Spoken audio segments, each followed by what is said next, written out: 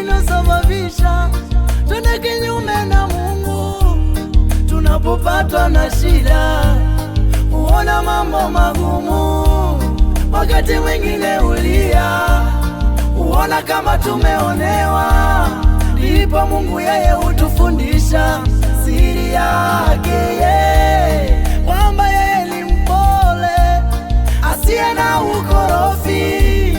Ndipo Mungu yeye hutufundisha siri yake, kwamba yeye ni mpole, asiye na ukorofi. Siri ya Mungu ni kubwa, ni lazima tuitambue. Siri ya Mungu ni kubwa, ni lazima tuitambue. Siri ya Mungu ni kubwa, ni lazima tuitambue. Siri ya Mungu ni kubwa, ni lazima tuitambue. Wanadamu tumesahau siri ya kuumbwa kwetu, njia tunazozipita siyo sahihi kabisa. Mungu ana upendeleo kwa mwanadamu yoyote, yule anayemuheshimu humfanya rafiki. Tunapopatwa na shida, huona mambo magumu, wakati mwingine ulia, huona kama tumeonewa. Ndipo Mungu yeye hutufundisha siri yake, kwamba yeye ni mpole, asiye na ukorofi. Ndipo Mungu yeye hutufundisha siri yake, kwamba yeye ni mpole, asiye na ukorofi. Siri ya Mungu ni kubwa, ni lazima tuitambue. Siri ya Mungu ni kubwa, ni lazima tuitambue. Siri ya Mungu ni kubwa, ni lazima tuitambue. Siri ya Mungu ni kubwa, ni lazima tuitambue.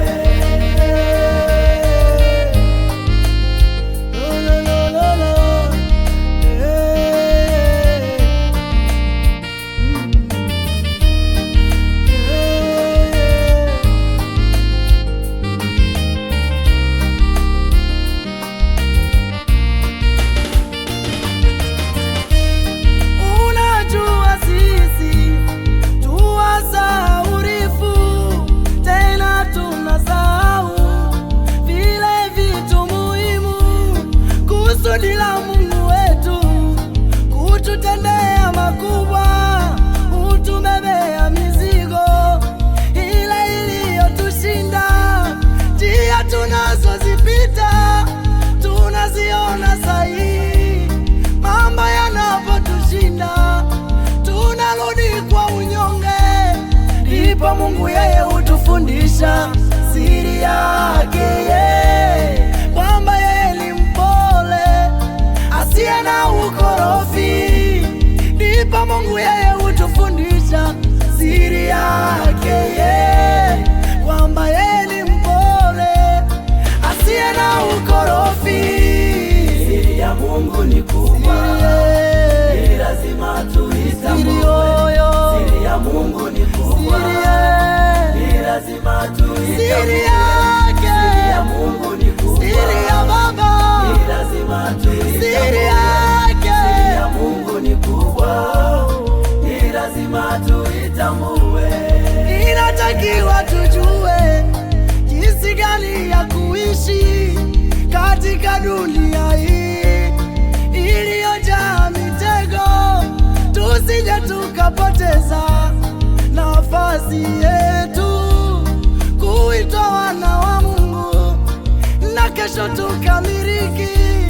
Tusije tukapoteza nafasi yetu kuitwa wana wa Mungu, na kesho tukamiliki.